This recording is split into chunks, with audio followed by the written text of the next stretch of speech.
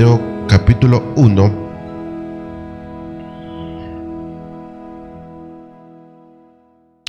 Y yo espero que después de tantas series que hemos tenido, nosotros ya estemos conectando los textos. Mi anhelo, hermanos, es enfocarme en el aspecto práctico en esta serie. No tanto en el aspecto teológico como lo vimos en Marcos, sino más en el aspecto práctico. Y de hecho, Mateo es bastante práctico. Pero hay que saber estudiarlo. Dice el versículo 18. El nacimiento de Jesús fue como sigue. Estando su madre María comprometida para casarse con José, antes de que se llevara a cabo el matrimonio, se halló que había concebido por obra del Espíritu Santo. Entonces José, su marido, siendo un hombre justo y no queriéndola denunciar públicamente, quiso abandonarla en secreto. Pero mientras pensaba en esto, se le apareció en sueños un ángel del Señor diciéndole: José, hijo de David, no temas recibir a María tu mujer, porque el niño que se ha engendrado en ella es del Espíritu Santo, y dará a luz un hijo y le pondrás por nombre Jesús, porque él salvará a su pueblo de sus pecados. Todo esto sucedió para que se cumpliera lo que el Señor había hablado por medio del profeta, diciendo: He aquí, la Virgen concebirá y dará a luz un hijo, y le pondrás por nombre Emmanuel, que traducido significa Dios con nosotros. Cuando José despertó del sueño, hizo como el ángel del Señor le había mandado, y tomó consigo a María como su mujer, y la conservó virgen hasta que dio a luz un hijo y le puso por nombre Jesús. Padre Santo, ayúdame, Señor, a ser instrumento tuyo y poder proclamar tu santísima palabra en esta mañana. Ayúdanos, Señor, como ovejas tuyas, a escuchar tu palabra y no ser reacios a lo que dice la Escritura. Oramos, Padre. Amén. El Evangelio de Mateo nos da uno de los momentos más humanos y al mismo tiempo más divinos de la Escritura, y ese es el nacimiento de Jesús, que comúnmente se habla en Navidad. Para entender lo que está ocurriendo aquí, necesitamos recordar cómo funcionaba el matrimonio en la cultura judía del siglo I. Y de hecho, cuando voy a hablar de esto, es importante que usted tenga en mente cómo ha cambiado la cultura cuando nosotros no nos dejamos llevar por la Escritura.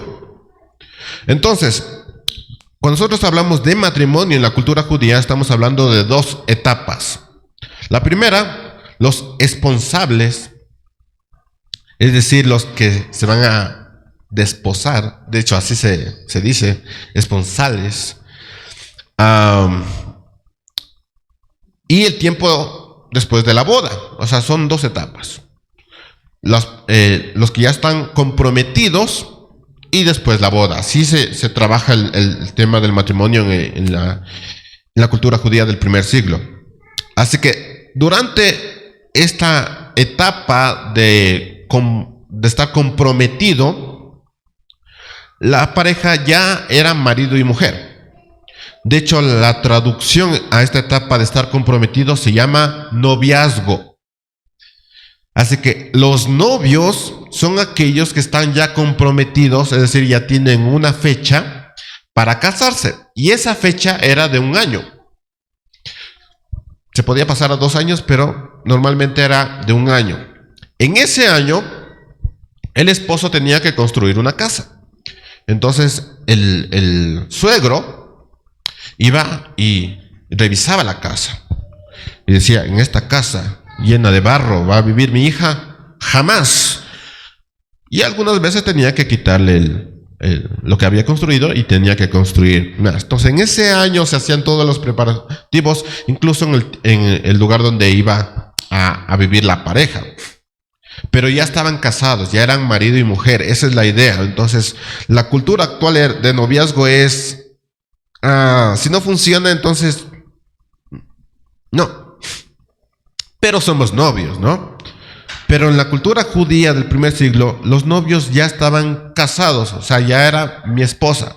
Y alguien, o sea, antes de que alguien diga, entonces estamos hablando de unión libre, no, era un tema ya legal, o sea, ellos legalmente ya estaban casados, legalmente, sino que se tomaban este tiempo de noviazgo para preparar todas las cosas para vivir juntos, pero ya legalmente ya estaban casados, así que ni unión libre ni noviazgo de manito sudada, no había eso.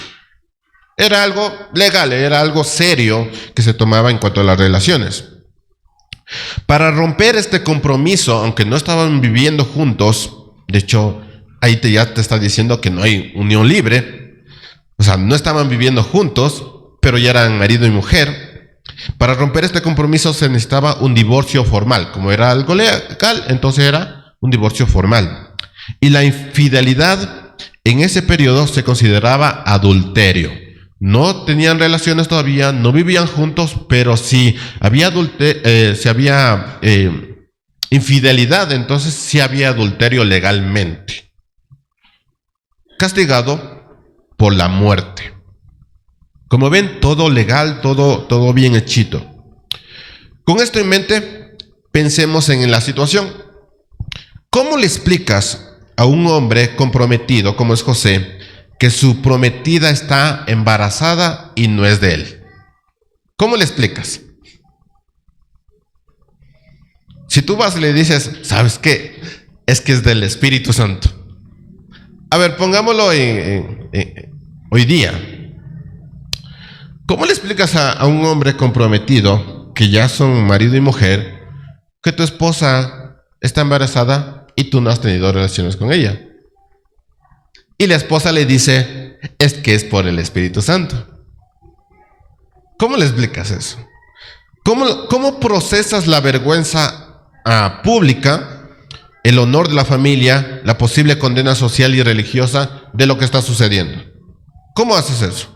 ¿Y qué pasaba por la mente de José esa noche que se enteró de la noticia de tu esposa está embarazada y no es tuya? ¿Cómo le explicas? Aquí se abre un drama profundamente humano, la tensión entre la justicia y la misericordia, entre lo que dicta la ley y lo que dice el corazón, ¿no? Pero en medio de ese drama, Dios está obrando y está haciendo algo mucho más grande de lo que nosotros podemos imaginar. El nacimiento de su Hijo, el cumplimiento de todas las promesas, la llegada de la salvación al mundo se está orquestando. Ahora, déjeme ponerlo en contexto de lo que normalmente nosotros hacemos cuando vamos a Mateo 18, y es leerlo desde la perspectiva divina de el Señor Jesús vino al mundo, pero también hay un aspecto humano que nos está mostrando el texto. Y hay énfasis ahí que nos dice, hay un aspecto humano, pero también hay un aspecto divino. Y las dos cosas están conectadas ahí.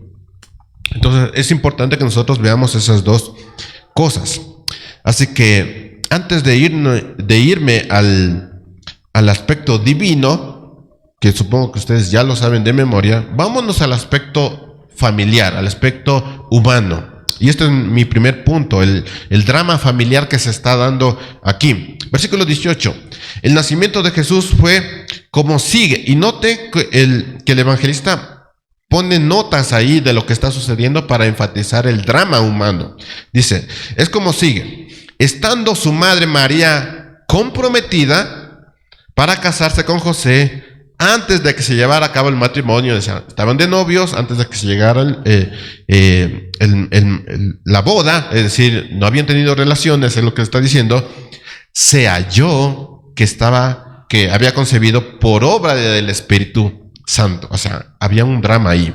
El Evangelio de Mateo nos muestra algo muy importante, y es que el nacimiento de Jesús no fue un suceso común en todos los aspectos de la vida.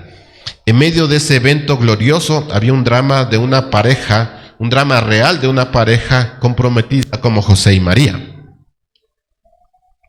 El texto subraya que se halló, es decir, se descubrió, como dicen algunas traducciones, se descubrió que María estaba embarazada.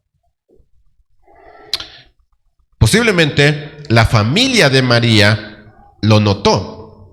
¿Cómo sabemos eso? Porque cuando se descubrió, se le mandó con su prima Elizabeth. José después lo supo, pero José no supo nada del origen sobrenatural. Lo que José supo fue que María estaba embarazada, pero del origen sobrenatural del evento él no sabía nada. Desde su perspectiva, desde la perspectiva de José, lo único que podría él pensar era: mi prometida está esperando un bebé y ese bebé no es mío. Eso es lo que sé. Para comprender el peso de todo lo que está sucediendo, en tiempos de Mateo, María tendría ya unos 4 meses de embarazo. Había estado con Elizabeth, y ahí conectamos con Lucas 1, y ahora regresa a Nazaret, y es evidente su condición. Así que José se entera de que María está embarazada, y cuando vuelve a verla, tiene 4 meses de embarazo. Y uno dice: ¿pero por dónde? Si ni siquiera nos hemos topado las manos. ¿Qué pasó aquí? Para José la conclusión era adulterio. La única conclusión. Y según la ley, el camino correcto para un hombre justo era divorciarse. Entonces, había adulterio, entonces según la ley, había divorcio. Y aquí vemos el dilema de José. Podría hacer un divorcio público, es lo que estaba pensando él. Podría hacer un divorcio público, exponiendo a María a la lapidación, o podría ser un divorcio privado entre la familia, nomás entre nosotros, manteniendo la justicia de la ley, es decir, porque hay divorcio, me puedo divorciar, pero también mostrando compasión con María. Entonces José se está planteando dos cosas: o puede ser un divorcio público, pero eso causaría que María muera, o puede ser un divorcio privado, mostrándole compasión a María. Las dos cosas tienen que ver con la ley. Mateo nos deja ver con claridad quién era José. Era un hombre justo, pero también lleno de misericordia. Detengámonos un momento en esta partecita, porque la descripción de justo es muy importante aquí. Mateo nos deja ver la calidad de hombre que era este. Era un hombre justo.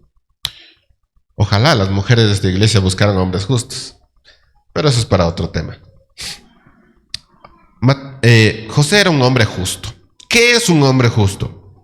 Cuando la Biblia utiliza el término justo para describir a José, no lo hace a la ligera, no lo hace en términos ni conceptos que nosotros tenemos, lo hace en términos bíblicos. De hecho, el término ahí es dikaios, que significa obediencia a Dios, caminar en integridad y mantener una vida conforme a la ley y la voluntad del Señor. Eso es un hombre justo según la perspectiva bíblica, que es justo, obediencia a Dios, caminar en integridad y mantener una vida conforme a la ley y la voluntad del Señor. Eso es justicia. Eso es un hombre justo. Según la cultura actual, un hombre justo es aquel que trabaja, no roba, va a su casa. Pero según la Biblia, un hombre justo es aquel que vive en obediencia completa al Señor, camina con integridad, es decir, nadie le puede decir nada, y mantiene una vida conforme a la ley y la voluntad de Dios. Es decir, es coherente a lo que está manifestando. Si dice que es cristiano, es coherente en todo su sentir, en todo su hablar, en todas sus decisiones, en todas sus emociones, es coherente a la Escritura. Ese era José, un hombre justo. Así que el concepto de justicia puede ser distinto a la cultura que nosotros llevamos. Por ejemplo, hermanos, en el Antiguo Testamento se nos habla de Noé, varón justo, y es la misma idea. Perfecto en sus generaciones, dice. Era perfecto. Y dice que con Dios caminó Noé. Así que Eso es un hombre justo, aquel que camina con Dios. También se menciona a Job, un hombre justo, perfecto, recto, temeroso de Dios y apartado del mal. Eso es un hombre justo. Y ustedes recuerden, si eres padre vas a recordar esto, que Job oraba por sus hijos. Era un hombre justo, por si acaso pecaran, ¿no? Era un hombre justo en esta dimensión bíblica. Incluso en el Nuevo Testamento encontramos a Zacarías y a Elizabeth, los padres de Juan el Bautista, descritos como justos delante de Dios, andando irreprensibles, los dos, hombre y mujer, irreprensibles los dos, en todos los mandamientos, dice la Escritura, y todas las ordenanzas del Señor. Eso es justicia bíblicamente. Eso es justo. José estaba en la misma categoría de estos hombres. Era un hombre extraordinario. Su justicia no era solo legalismo frío, de esos que cumplen lo que deben hacer y nada de relación con el Señor. No se trataba solamente de cumplir una lista de mandamientos. Su justicia estaba acompañada con misericordia, porque él se plantea, porque él conocía la luz, la ley y dice: tengo esta opción, conozco bien la ley porque soy un hombre justo, conozco la ley. Y tengo esta decisión de cumplir la ley, pero también de ser misericordioso. Él pudo haber expuesto a María y dejar que la ley siguiera su curso, pero decidió actuar con compasión. ¿Saben por qué? Porque era un hombre justo. Y si nosotros conocemos el carácter de Dios, sabemos que Dios es justo, pero también misericordioso. Así que lo que él estaba haciendo, el carácter de José era correspondiente a la Escritura, y eso lo vuelve un hombre justo. Una justicia, hermanos, que no solo busca lo correcto, sino también refleja la gracia y el amor. Eso se llama justicia. Eso se llama ser justo. Andar conforme al carácter de Dios. Eso es ser un hombre justo. Y por eso es tan importante este detalle, hermanos, porque Mateo quiere que entendamos que el hombre que Dios escogió para ser el Padre terrenal de Jesús no era cualquier hombre. Sé que normalmente nosotros nos enfatizamos en la vida de María y decimos: sí, María, por aquí, María por acá. Pero José era extraordinario. Era un hombre justo y misericordioso, un reflejo de lo que después sería Jesús. Y sí, José, el padre de Jesús, es un tipo y sombra de lo que Jesús haría. Pero también José sería tipo y sombra de lo que después Jesús hablaría en el Sermón del Monte, diciendo en el versículo 7, bienaventurados los misericordiosos, porque ellos alcanzarán misericordia. ¿En quién estaba pensando? ¿En su Padre terrenal José?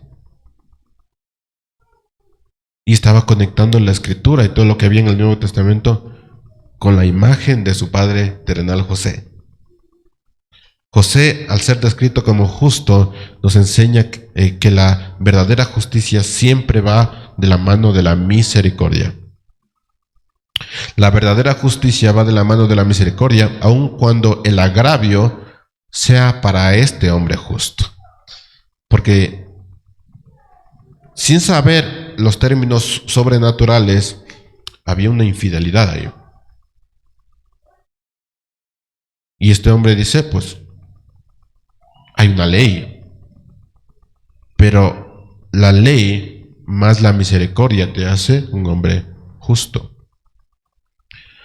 Pero aún así, este hombre justo tenía un dilema. En medio de este dilema es cuando entra la intervención divina. Versículo 19. Entonces José, su marido, siendo un hombre justo, recalca esto Mateo, y no queriendo denunciarla públicamente, es decir, justicia más misericordia, lo hace un hombre extraordinario, quiso abandonarla en secreto. Pero mientras pensaba en esto de cómo abandonarla en secreto para que María no tuviera ningún problema, mientras pensaba y analizaba bíblicamente y legalmente todos estos aspectos, siendo un hombre justo, manteniendo el carácter de Dios, mientras pensaba todo esto, dice, se le apareció en sueños un ángel del Señor diciendo, José, hijo de David, No temas recibir a María tu mujer, porque el niño que se ha engendrado en ella es del Espíritu Santo. Y ahí por fin se le dice a José el porqué de las cosas. Y dará a luz un hijo y le pondrás por nombre Jesús, porque él salvará a su pueblo de sus pecados. Y como este hombre es justo y conocía la ley, empieza a conectar los puntos y dice, claro, este es el Mesías. Mis hermanos, muchas veces nos centramos en el corazón y el carácter de María, y claro, sin llevarla a exaltarla, ni hacerla objeto de adoración para no caer en idolatría, debemos reconocer que María sí debió ser una mujer extraordinaria. Sí debió serlo. Pero no olvidemos a José, porque él también fue un hombre extraordinario. Piénsalo por un momento. Dios le confió a José la inmensa responsabilidad de proteger, cuidar y alimentar al Dios Todopoderoso. Así que no debió ser cualquier hombre, debió ser un hombre extraordinario. Y Dios no iba a poner semejante misión en manos de cualquiera. Y yo estoy convencido, hermanos, que Dios no pone ninguna misión en manos de cualquiera. Y aquí hay una lección importante para nosotros. Hermanos, la obediencia es valiosa, incluso cuando no tenemos ningún título ni posición destacada. ¿Quién era José? Un simple carpintero. ¿Era sacerdote o algún príncipe? No, era José. Pero la obediencia es valiosa, hermanos. José fue escogido porque su justicia se reflejaba en su vida privada. Todo el mundo conocía a José y que era un hombre justo. Él caminaba a diario en obediencia. Lo que hizo en ese momento decisivo fue simplemente la reacción natural de un corazón que ya vivía conforme a Dios. Pensar en la justicia más misericordia es correspondiente a lo que él ya vivía antes. El hombre bueno, hermanos, del buen tesoro de su corazón saca lo bueno, dice Lucas 6:45. Entonces, su reacción en cuanto a lo que estaba pasando, porque cualquier hombre injusto dice, me fui infiel, pues botemos todo. Me hizo esto, botemos todo, porque yo soy el hombre aquí. Pero José meditaba, ¿cómo hago para que esta persona, María, no fuera herida? ¿Cómo hago? Era correspondiente a lo que él ya vivía, que era un hombre justo. Así que, hermanos, las relaciones que tenemos en asuntos de la vida no dependen de las circunstancias externas, sino del corazón que cultivamos delante del Señor. En otras palabras, la reacción a las circunstancias de la vida es correspondiente al corazón que tenemos delante de Dios. Cómo nosotros reaccionamos a los temas de la vida es correspondiente a lo que nosotros tenemos en el corazón. Si nosotros reaccionamos de una manera humana y tomamos decisiones de maneras humanas, entonces es correspondiente al corazón que nosotros tenemos delante de Dios. El carácter de José hace que él no quiera lastimar a María. El carácter justo de un hombre justo hace que no quiera lastimar a su esposa. Así de sencillo. Y mantiene todas las cosas de manera legal, correspondiente, conforme a la Escritura. Eso lo hace un hombre justo. Pero si tomas todas esas cosas y las quitas de medio, vas a tener pues unas decisiones humanas. Y eso habla pues, de dónde está tu corazón. Y aun si haces las cosas de manera legal en cuanto al matrimonio, después las reacciones que vas a tener dentro del matrimonio, porque se van a dar problemas, hablan de cómo está tu corazón. Hablan de eso. Según la ley, José podía apelar a la ley para limpiar su nombre. Y eso, aún hoy en día, hermanos, muchos lo llaman justicia. Que cada uno defienda lo suyo, que no quede manchado su honor, eso lo llaman justicia. Y de hecho eso se da mucho en el matrimonio, en las peleas. Son peleas entre poderes. De yo tengo la razón. No, yo tengo la razón. Y a eso le llaman justicia. No, es que yo me sentí herido. o yo me sentí herida, entonces puedo reaccionar de esta manera. Y a eso le llaman justicia porque su honor fue quebrantado, a eso le llaman justicia. Pero en lugar de eso, hermanos, José decidió abandonar a María en secreto, es decir, estaba dispuesto a cargar con con toda la decisión que eso implicaba, porque si él abandonaba a María o se divorciaba de María de manera pública, todo el peso de la ley caía sobre María, pero si él la abandonaba de manera secreta, todo el peso de la ley caía sobre él, y decían, José abandonó a esta mujer embarazada, y él estaba pensando, voy a cargar con todo esto por amor a María. La sospecha, las habladurías, la vergüenza, la reputación de José iba a ser manchado cuando él iba a abandonar a María de manera secreta. Pero para José eso era lo más justo. Para los matrimonios es un guiño a cómo se debe llevar un matrimonio, ¿no? Y quizá alguien lo está pensando... Así que déjenme dejarlo claro, hermanos. El texto no dice que José lo hizo porque estaba enamorado de María. Por si acaso, no es que es por amor. No, no dice eso. O no dice que es porque María era una mujer hermosa. Todos en Nazaret eran feas, todos. Pero María, ¿no? Era hermosísima. Entonces, ¿cómo voy a perder esta hermosura? Esto no dice el texto. Lo que sí dice el texto es mucho más profundo porque José actuó porque así actúa un hombre justo. Y ya. Comparación, vos. Es la comparación. Un hombre justo. Lo verdaderamente trágico, hermanos, es creer que somos justos simplemente porque amamos. Eso es trágico. Decimos, no, yo hago esto, yo hago aquello porque amo a mi familia, amo a mis hijos. Eso es trágico. Cuando tú llegas a una edad avanzada y dices, no, yo soy un hombre justo porque le doy de comer a mis hijos, tengo un buen trabajo y me levanto en la mañana aunque no quiera levantarme y eso me hace un hombre justo, eso es trágico. Has llegado a una edad en donde has tenido toda una vida de tragedia. Porque piensas que porque amas, haces lo que haces. Sin embargo, la Escritura muestra que el amor verdadero no puede existir separado de la justicia de Dios. Tú no puedes hacer las cosas porque amas. Recuerda que tu corazón es terriblemente engañoso. Así que si haces las cosas porque amas y esa es tu excusa para hacer las cosas, tú tienes un problema y eso se llama tragedia. El amor verdadero no puede existir separado de la justicia de Dios. Tú haces las cosas por la justicia de Dios y porque amas. Y ahí es una gran diferencia. En otras palabras, el amor está sujeto a la obediencia, hermanos. Es decir, yo amo a mi familia porque estoy sujeto a Dios. Y yo amo de esta manera a mi familia porque estoy sujeto a Dios. No puede ser que yo solamente ame a mi familia sin estar sujeto a Dios. Porque cuando haces esa separación, pues tu idea de justicia es completamente distinta. El amor está sujeto a la obediencia. Solo cuando vivimos en obediencia a Dios, nuestro amor se refleja en el carácter hacia la familia.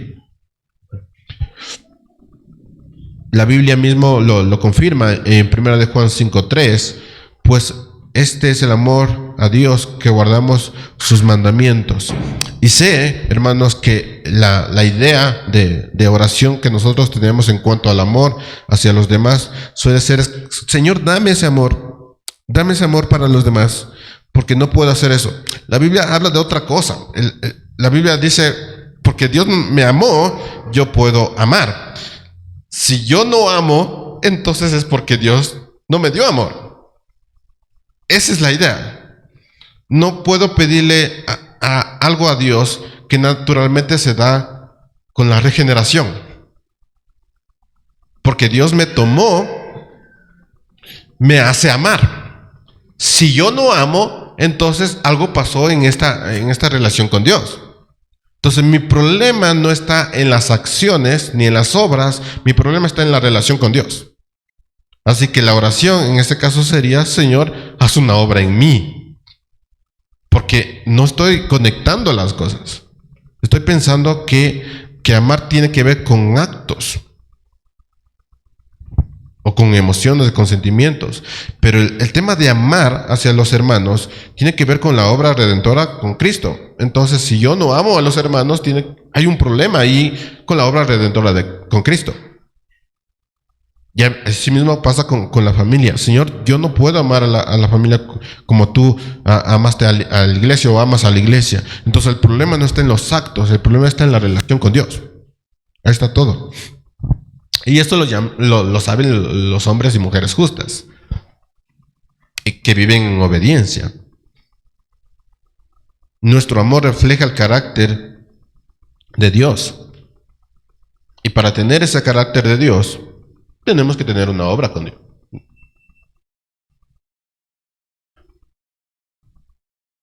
Lo vuelvo a decir primero de Juan 5:3. Pues este es el amor a Dios, que guardamos sus mandamientos. Es decir, no se trata de un amor sentimental o humano, sino un amor que nace de la justicia de Dios y se expresa en la obediencia a su voluntad. Espero estar siendo bastante claro, hermanos, porque existe un peligro en pensar que lo que hacemos por amor automáticamente se traduce en justicia. Por lo tanto, nos consideramos personas justas. En realidad es que si no hay obediencia ni sometimiento a Dios, esas acciones no pueden llamarse ni amor ni justicia. Si no me someto a Dios en todos los aspectos de la vida, yo no puedo decir que amo a mi familia. En tu idea equivocada, sí. Puedes decir todo lo que quieras que ames a tu familia. Y puedes hablar con todo el mundo diciendo, no, es que yo me levanto temprano a trabajar por amor a mi familia, porque los amo. Pero si no hay sometimiento, no puedes hablar de amor ni justicia. Lo que hacemos por la familia, si no está sujeto a la obediencia y a un carácter rendido a la voluntad de Dios, termina siendo un acto vacío, sin verdadera justicia ni amor. La justicia que el hombre inconverso o el injusto busca suele estar ligada a recibir recompensa. Míreme, yo soy el hombre que provee. Pero eso habla del hombre inconverso. En cambio, la verdadera justicia está unida a la obediencia, y esa obediencia produce acciones llenas de amor. ¿Cómo se traduce? ¿Han escuchado eso de que la mujer no puede cambiar al varón? Es verdad. Pero el varón sí puede cambiar por consecuencia a la mujer. Es decir, por amor, yo voy a hacer esto. Sé que me cuesta, me molesta, pero por amor voy a hacer esto. Por amor a los hijos, yo me voy a matar leyendo algunos libros. Por amor a mis hijos, voy a matar leyéndome la Biblia. Por amor a mis hijos, voy a ser un lector, un estudiante de la Escritura. Por amor a ellos. Cosas distintas a eso es injusticia. Entonces, cuando haces algo, entre comillas, por amor, lo que quieres es que te reconozcan. Yo soy el que hago esto. José no actuó con ira, hermanos, sino con misericordia. Él estuvo dispuesto a cargarse todo el peso de la ley por amor a María. Y eso es correspondiente al corazón cultivado con el Señor. Es verdad lo que afirmamos, hermanos, pero no debemos olvidar que más allá de lo extraordinario del evento, José estaba lidiando con un problema de traición. Solemos quitar de la mente el aspecto humano de aquí, pero José está lidiando con un problema de traición. ¿Cómo actuó este hombre justo en un problema de traición? De manera misericordiosa. Y esta es la lección que nosotros tenemos que aprender. La forma en que nosotros reaccionamos corresponde al corazón que cultivamos en Dios.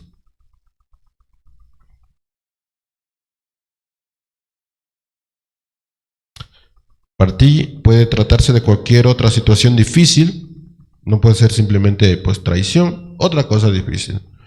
Cosas difíciles en el matrimonio, la economía, por ejemplo, la crianza de los hijos, cosas difíciles.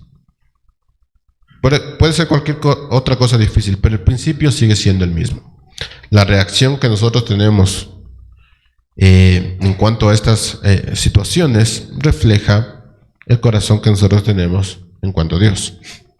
Cómo nosotros reaccionamos, tomamos decisiones y tantas cosas, refleja el corazón que tenemos delante de Dios. Si alguien está pensando, bueno, no ha de ser tan malo orar, leer la Biblia, no ha de ser tan malo, ¿no? Sí, es muy malo, es muy, muy malo. Mis hermanos, la traición es un tema muy difícil de procesar. Y como dije, hay aspectos en este pasaje que no son aplicables a todos. Y antes de que alguien diga, sí, este pasaje va a ser el que voy a utilizar para aquella pareja que está pasando por traición, no, hermanos, porque estamos hablando de aspectos que no se pueden aplicar para todos. De hecho, para nadie, porque las circunstancias son muy específicas y muy particulares. Primero, tenemos a una mujer extraordinaria. Segundo, a un hombre extraordinario. Y tercero, un evento extraordinario que es Jesús. ¿Qué otra hecho o qué otra situación en otra pareja se puede asemejar a esto? Ninguno. ¿Por qué? Porque no eres José, no eres María y tu hijo no es Jesús. Entonces, no pueden ser aplicados a un tema de separación y de trato. Hay principios que estamos tratando de rescatar de aquí que sí son aplicables para todos, pero hay que tener cuidado, hermanos, que no podemos aplicar este texto para todos. ¿Qué debemos hacer? No se trata de ir a un terapeuta a aprender a mejorar nuestras reacciones. Debemos ir con Dios y cultivar un corazón conforme a Él. Así que si alguien dice, no, tú necesitas una terapia psicológica, algunos sí, es verdad, pero el terapeuta no te va a ayudar a cultivar un corazón delante de Dios. Tienes que ir con Dios. ¿Quieres cambiar tu forma de hablar, de pensar? Ve con Dios. ¿Cuál es la forma más correcta de ir con Dios? Lee la Biblia, ora al Señor. Pero no está funcionando, ora mejor, lee la Biblia mejor. Pero no está funcionando, léete libros que te ayuden a leer mejor la Biblia, para que ores mejor. Y así poder conectar la escritura con tu propia vida.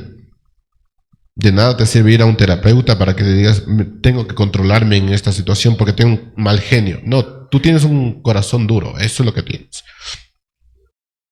Cuando cultivamos un corazón justo, estamos también abiertos a la voz de Dios. Escuche lo que dice el siguiente salmo, pero son palabras de un hombre que verdaderamente escuchaba a Dios. Siempre recuerden, hermanos, que hay aspectos en la escritura que no pueden ser aplicables a todo mundo, así que tenemos que enfocarnos en los principios. Este salmo, Salmo 143, habla de un hombre que sí escuchaba la voz de Dios. Salmo 143, versículo 6 dice, a ti extiendo mis manos, mi alma te anhela como la tierra sedienta.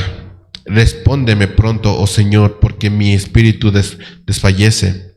No escondas de mí tu rostro, para que no llegue yo a ser como los que descienden a la sepultura.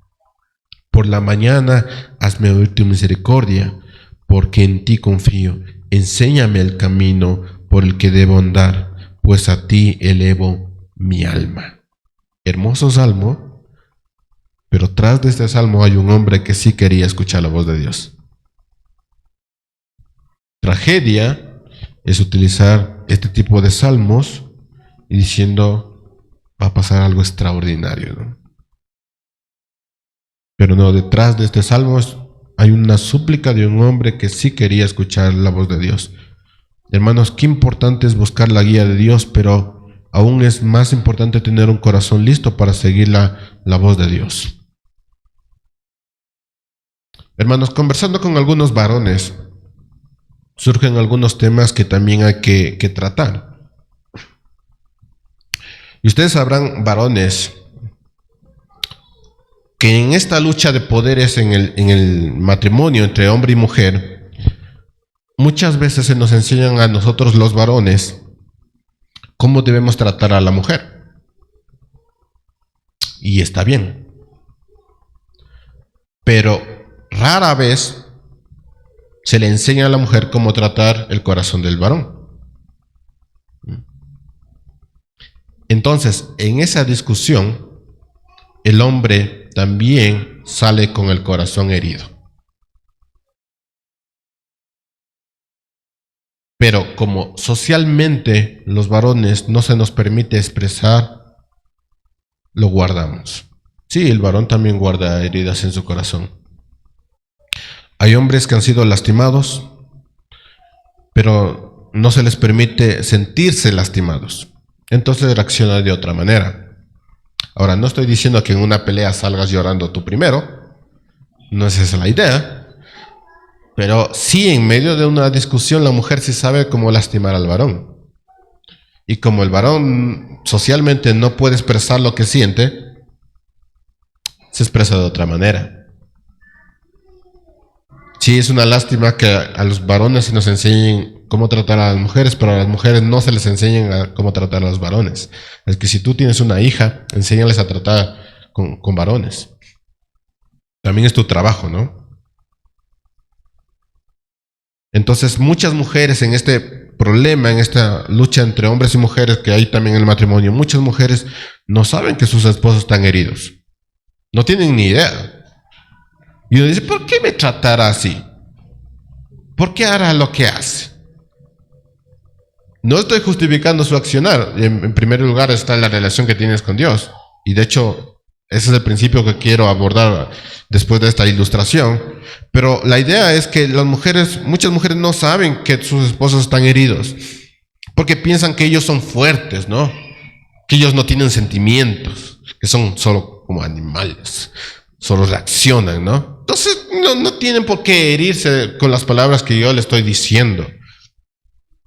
Como no se sienten igual a mí, o no se ven afectados de la misma manera que yo, entonces ellos no son lastimados.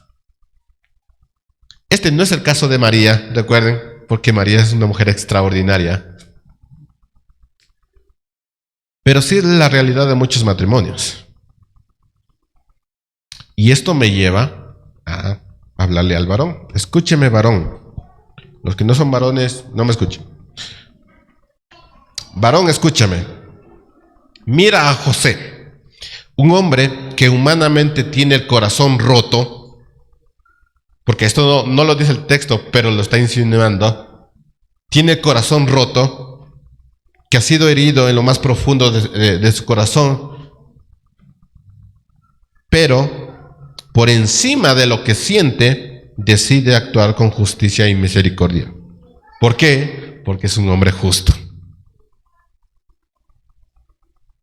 Es importante entender que no podemos responder en nuestra propia prudencia. El hombre justo no responde en su propia prudencia. Tiene toda la de ganar porque el hombre también sale herido, pero el hombre justo no responde en su propia prudencia. No es bueno responder al pecado con otro pecado. Y el hombre justo sabe eso. Es una verdad que el hombre sale lastimado, pero el hombre justo no puede responder el pecado con otro pecado. Cuando le damos espacio a Dios, hermanos, Él nos va a dar dirección. Esto dice la Escritura, versículo 19. Entonces José, su marido, siendo un hombre justo y no queriendo denunciarlo públicamente, teniendo el corazón roto, quiso abandonarla en secreto, pero mientras pensaba en esto, diciendo, ¿cómo hago para que María no salga lastimada? Aunque yo estoy lastimado con el corazón roto, ¿cómo hago esto? Se le apareció en sueños un ángel del Señor diciéndole, José, hijo de David, no temas recibir a María tu mujer, porque el niño que se ha engendrado en ella es del Espíritu Santo. Y dará a luz un hijo y le pondrás por nombre Jesús, porque él salvará a su pueblo de sus pecados. Hermanos, hay algo que también tenemos que ver aquí, es que Dios en su gracia utiliza un evento extraordinario y un lenguaje específico. Los varones que han leído cierto libro me van a poder entender. Los que no, cómprense el libro. Pero los varones tienen una forma de escuchar muy específica. Entre varones nosotros nos hablamos de manera muy específica. Así que para darle a entender a un varón sobre un tema, tienes que hablarle de una manera específica. Corte comercial, las mujeres tienen que saber cómo hablar con sus esposos. Hablan completamente distinto. ¿Cómo lo logran? Léete libros. Es la única forma. Léete el libro, ándate a conferencias, escucha a otras mujeres sabias y justas. Entonces, el varón tiene una particular forma de escuchar. Y Dios, en su gracia, y como Él lo sabe todo, utiliza una forma particular, un lenguaje particular para decirle al varón qué es lo que estaba sucediendo. Y adivinen cómo le dijo. No le dijo, José, por favor, ¿qué estás sintiendo? Eso no es bueno de un hombre. No le dijo, esto pasó y haz esto. ¿Ven? Es un lenguaje directo, es un lenguaje de hombres, ¿no? De esto. Es como cuando los varones estamos gorditos, nos dicen, no, así estás un poquito... No, dice, estás gordo, y punto. Ese es el lenguaje del varón. La mujer, entre mujeres, puede hablarse de una manera distinta, de sí, sí, pero tal vez sea la ropa o algo, la edad también. No, es que la maternidad también. No, entre varones es, oye, estás gordo. Y es la manera directa. Y miren lo extraordinario que es Dios, de decirle a José, mira, esto está pasando, eso hace, y punto. No te da explicaciones ni nada. Y esa es la forma de decirle al varón, de hablarle al varón. No le digas, como saben decir las mujeres, tengo un poquito de hambre. ¿Qué será de hacer? No, dile, vamos a comer y punto. Es la forma real de hablar con el varón. O decirle, ¿quién sacará la basura? ¿Quién de aquí sacará la basura? No, dile, pues dame sacando la basura. Es la forma correcta de hablar con el varón. Y hermanos, otra vez, miren lo extraordinario que Dios hablarle al varón en su lenguaje de varón. Esto está sucediendo y esto hace. Así que varón, aprende esto. Deja que Dios hable, y cuando te hable vas a escuchar la voz de un varón que le habla a otro varón. Un lenguaje especial. Y la mujer va también a escuchar un lenguaje especial de parte de Dios. No es el mismo lenguaje. Dios nos hizo de manera extraordinaria a cada uno. Pero miren lo extraordinario que Dios, que nos da ese detalle. No nos da tantas cosas, sino esto hace. Así que permítele que su palabra hable a tu corazón herido, y no va a ser, sí, mijito, yo conozco a las mujeres, yo lo creé, yo comprendo eso. No, te va a decir, pórtate como varón, porque ese es el lenguaje del varón.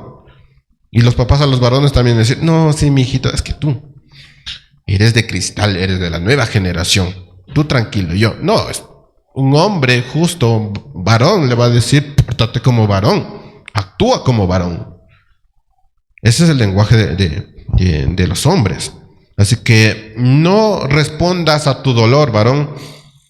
Responde desde la justicia y la misericordia que nacen de la obediencia de Dios. Dale el privilegio a Dios de hablarte como varón.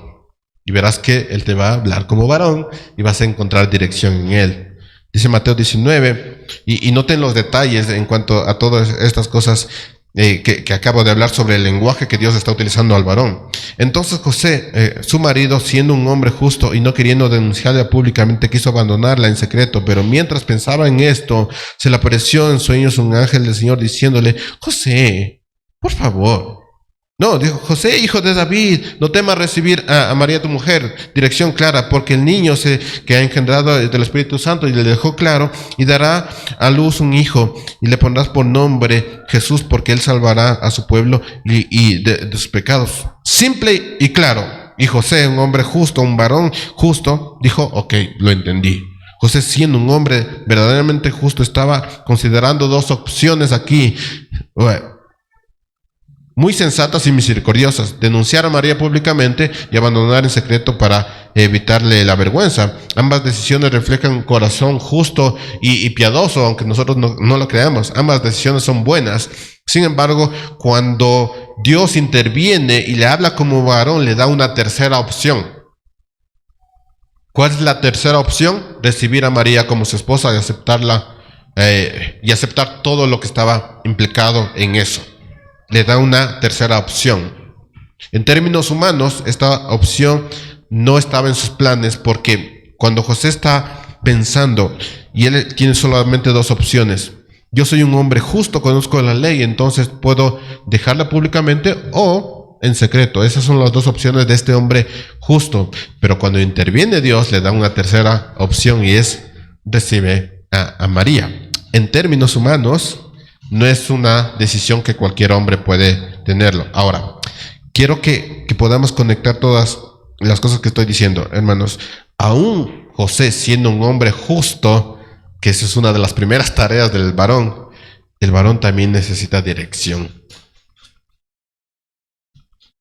Aún conociendo la ley, siendo obediente a Dios, teniendo un carácter misericordioso delante de Dios, el varón necesita dirección. Imagínense, ni siquiera llegamos al estándar de justo de José, y ya nos pone un escalón más, que es: necesitas dirección. Hermanos, aprendamos algo aquí.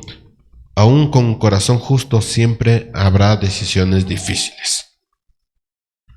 Y en esos momentos lo que necesitamos no es confiar en nuestra propia prudencia o sabiduría, sino confiar en la dirección de Dios. El ángel le habló directamente a José diciendo: José, hijo de David, es decir, José, hijo de David, no temas. Este título es importante porque le está llamando la atención y le está poniendo en su lugar: tú, hijo de David.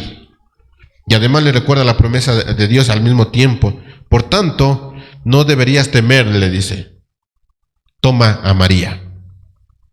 Es una tercera opción que solo Dios puede darla. Notemos también que el ángel da instrucciones claras. No le dice: te voy a dar por aquí, por allá. No, le dice: recibe a María, ponle al niño Jesús. Lo que quiere decir que tú tienes un trabajo: recibe a María, ponle al niño Jesús. Simple. Y otra vez vemos el corazón del evangelio, porque José pensaba en la justicia humana, pero Dios lo llevó a una justicia mayor: obedecer su plan. Hermanos, esto nos enseña que la vida cristiana no siempre se trata de elegir lo bueno o lo malo, que es la gran equivocación también de muchos cristianos que dicen: no, es que yo tengo que elegir entre lo bueno y lo malo. No va por ahí.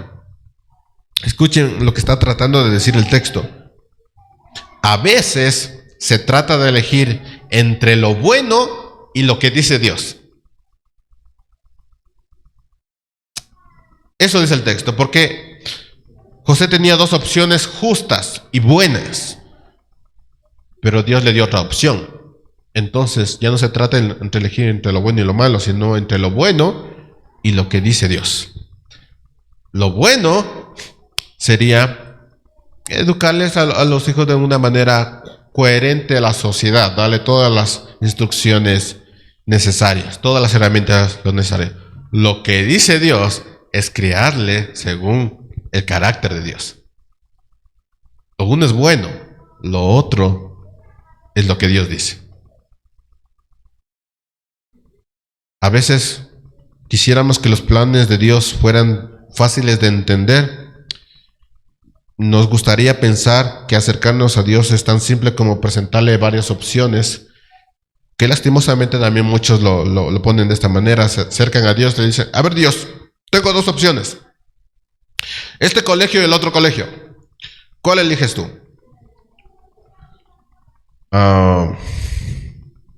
Y ojalá fuera así de simple.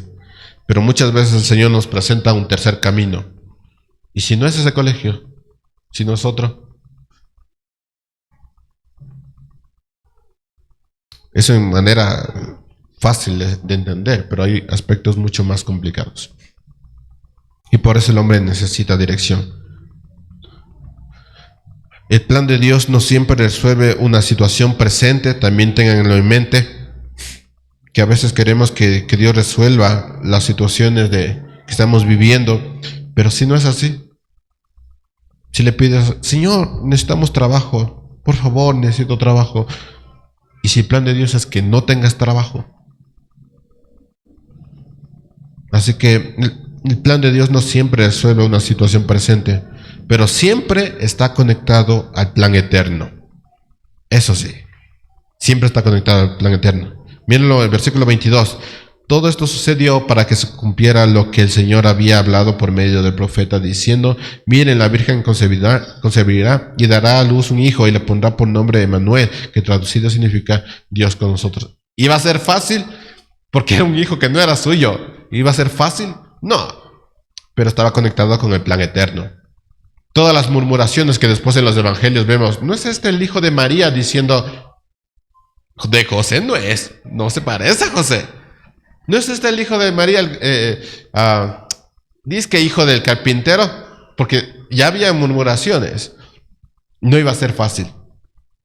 Pero José lo cargó todo. Porque estaba conectado con el plan eterno. Ahora bien, ¿cuál fue la reacción de José? El texto nos dice que José, siendo un hombre sensato, meditó en este tercer camino, en esta tercera opción, y dijo, tal vez me vaya mejor en esto, ¿no? Y se puso a pensar y dijo, a ver, ¿cómo salgo beneficiado de esto? Notemos algo hermoso de todo esto. Dios habló de manera clara, sencilla y directa, la manera que José podía entender, la manera de un varón. Y esto fue lo que hizo José. Versículo 24. Cuando José despertó del sueño, dijo, voy a conversar con mis papás. O voy a conversar con mi esposo. Dice el texto, hizo como el ángel del Señor le había mandado y tomó consigo a María como su mujer y la conservó virgen hasta que dio a luz y le puso por nombre Jesús. Así de simple. ¿Cuánto tiempo pasó? Horas. Al día siguiente, lo que estaba sucediendo. ¿Cuánto tiempo se demoran muchos hombres a tomar la decisión de casarse? Años, ¿no?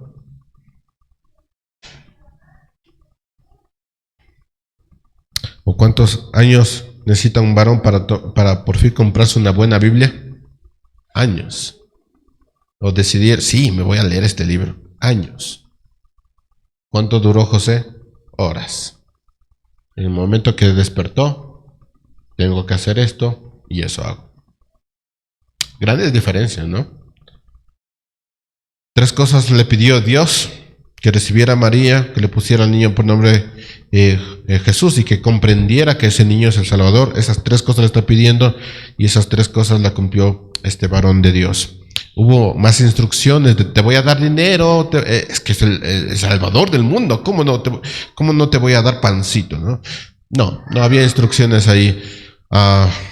Le dijo Dios que todo iba a ser fácil, que su reputación iba a estar intacta, que tendría un mejor estatus económico porque iba a sostener al Señor Todopoderoso. No, tampoco José lo esperaba, porque era un hombre justo. No esperaba, solo esperaba obedecer y listo. Dios le dijo, haz esto, y José hizo esto. Grandes diferencias con la cultura de hoy. Hermanos, no es mi intención poner sobre ustedes un peso que yo mismo no podría poner, pero sí es claro, hermanos, que el texto nos está hablando de que un corazón cultivado en obediencia actúa de forma que Jesús actúa. La obediencia no es producto del esfuerzo humano, sino de la obra de Dios hecho en el corazón. Tú puedes pedir que el Señor te dé todas las ganas del mundo de hacer algo, pero solo lo harás si has cultivado un corazón delante de Dios. De manera rápida, sin quitarle la importancia, quiero mencionar brevemente el aspecto divino de toda esta situación, el nacimiento de Jesús. Lo voy a decir de manera rápida, hermanos. Versículo 21. Y dará a luz un hijo y le pondrás por nombre Jesús, porque él salvará a su pueblo de sus pecados. Todo esto sucedió para que se cumpliera lo que el Señor había hablado por medio del profeta, diciendo: miren, la Virgen concebirá y dará a luz un hijo y le pondrás por nombre Emmanuel, que traducido significa Dios con nosotros. Mis hermanos, sé que lo más impactante de este relato, después de esta predicación, sea el drama familiar entre José y María, pero regresando un poquito, hay un aspecto importante aquí, y este es el aspecto glorioso y la misericordia de Dios. Hermanos, escúcheme, el mayor problema de un hombre no es la economía, no es su familia, ni siquiera es su reputación. El mayor problema de un hombre es el pecado. Y Jesús vino para salvarnos del pecado. Tu mayor problema no es conseguir dinero para el día de mañana. Tu mayor problema es tu pecado. Muchos piensan que la felicidad está en resolver sus problemas materiales. Comprémonos un carro, nos va a resolver el problema. ¿Vas a la iglesia? No. ¿Lees la Biblia? No. ¿Tus hijos son salvos? No.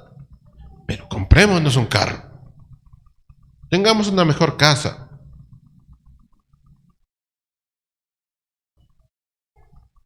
¿Tu casa huele a santidad? No. Pero ese es el problema, ¿no? Tenemos la idea de que tener una casa más grande, un mejor salario, un matrimonio más estable o una vida más cómoda, eso va a resolver los problemas. Pero la verdad es que aunque tengas todo eso, si tú no tratas tu pecado, tú estás perdido. No cabe duda que María fue una mujer extraordinaria y que José fue un hombre extraordinario. Pero miren el texto lo que está diciendo. Aún ellos, siendo extraordinarios, necesitaban que Jesús naciera.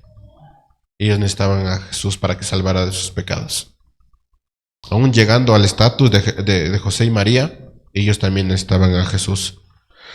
Hermanos, en este pasaje hemos visto la obediencia, la justicia y la fe en la vida de José. No es un aspecto, hermanos, que se logra por oraciones simples o con peticiones simples. Es un trabajo diario, hermanos. Y esto, quiero que se lleven esto, hermanos, algo importante. El conocimiento sin práctica no vale de nada. Tú puedes saberte un montón de textos bíblicos. Si no lo practicas, no vale de nada. No sirve de mucho que usted se llene de tantos conocimientos, tantas doctrinas difíciles, si no estás dispuesto a obedecer en lo más sencillo de la vida. De nada te sirve. Si no aplicas la escritura a tu vida, tú tienes una tragedia en tu vida. A veces, ser justo en las cosas pequeñas, por ejemplo, levantarte temprano a orar, ser justo en eso. Cosas pequeñas que nadie lo va a saber. Ser justo en las cosas cotidianas es mucho más valioso que conocer grandes verdades que ni siquiera las practicamos. Ser justo en las cosas bien pequeñitas es más importante que llamarte justo a ti mismo. Ser justo en pedirle al Señor que te guíe en la mañana es mucho más importante que el mismo trabajo que el Señor te ha dado. Así que de nada te sirve tener tanto conocimiento si no tienes práctica. De nada te sirve tener tantos títulos académicos si estás perdido, si tus hijos están perdidos, si no tienes nada de interés en la escritura.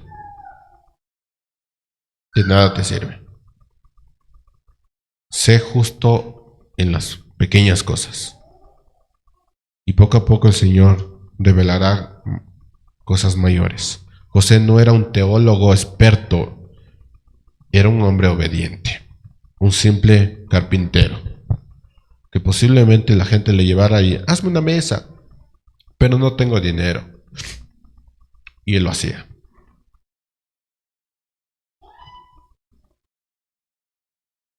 No cobraba de más.